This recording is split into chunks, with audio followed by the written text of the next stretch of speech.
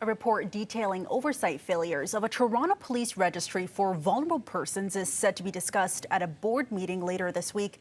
An investigation by the city's ombudsman details how the project, which helps law enforcement with de-escalation strategies, has been poorly managed. And joining us now is Kwame Addo, Toronto's ombudsman. Thank you so much for being with us here today. Thank you for inviting me. So you found, quote, major gaps and communication failures, and you say this registry was badly managed. Walk us through this investigation and the conclusions here. So this investigation that we released last Thursday is the first police investigation that our office has conducted since Council expanded our jurisdiction to include police oversight. And this investigation, as you said at the top, looked into the Vulnerable Person Registry. And the Vulnerable Person Registry is a voluntary database that provides information to police, such as de-escalation techniques, communication methods that can assist police when they're engaging or interacting with people that have vulnerable people. And our investigation looked into the clarity and the meaningfulness of the TPS's communication about the program. So we looked at the purpose of the registry, how registration, verification, and engagement processes. We also looked at how the information is used by the police that's entered onto the registry. And so what we found overall was that due to communication failures and poor management, few of the people that the registry was intended to support actually used the registry.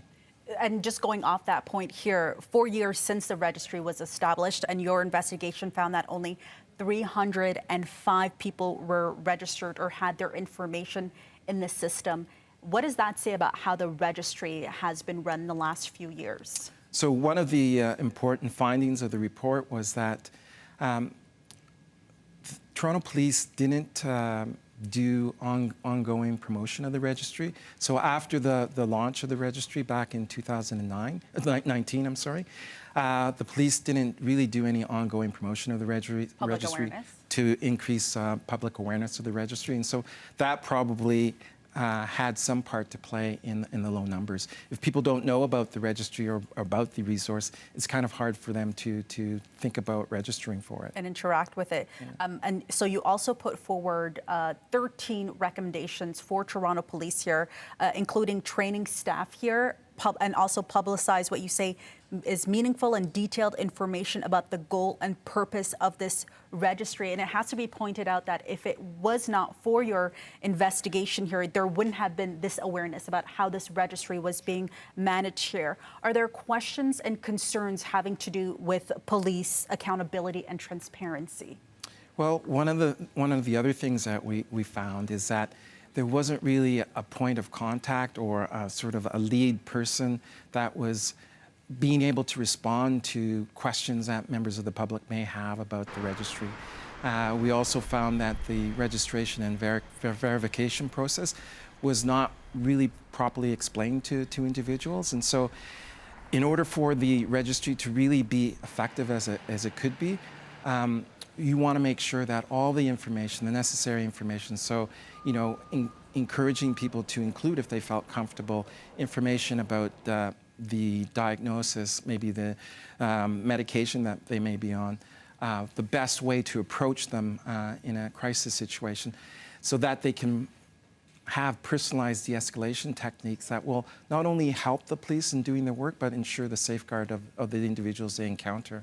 So what do these gaps that you found here with this registry, what do they mean for Torontonians, and why is it vital that these recommendations get followed up on?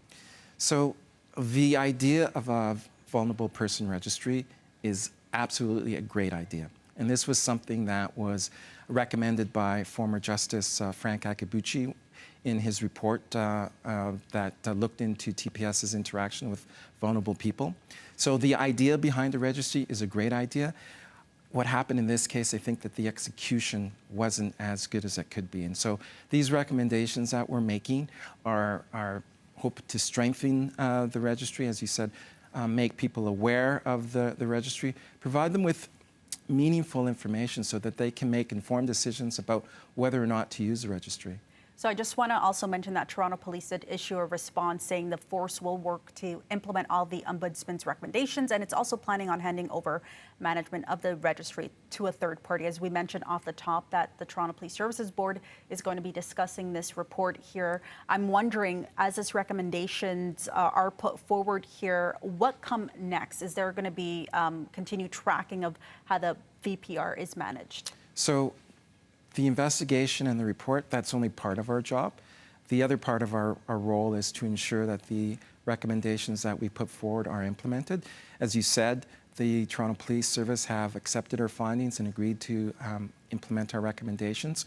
We've asked the police to report back to us at the end of December, and then we'll meet with them quarterly thereafter to ensure that the recommendations are implemented to our satisfaction. Okay, Toronto's Ombudsman Kwame Addo, thank you so much for being with us here today. Thank you for having me.